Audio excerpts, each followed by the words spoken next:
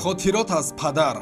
замоне дар як барномаи телевизионии Британия Криш дар баробари дидани нахустин суҳбати телевизионии падари худ Ҷозе Авейро ки дар бораи фарзандаш ҳарф мезад гирья кард.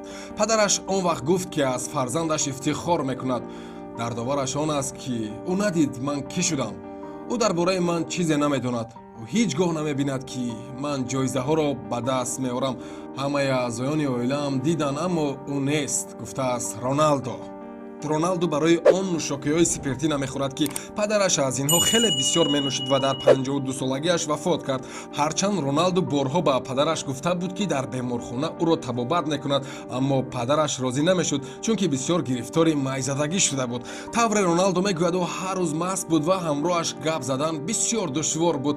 Ба хотир меорад ин футболбози машҳур. Дигар факти арақ нахӯрдани Роналду ин аст, ки ӯро яке аз маҷаллаҳои бонуфуз дар ҳолати хеле сархошӣ дида буд ва айбдораш карда буд, ки ин кор ба обрӯи футболбоз зарар расонд.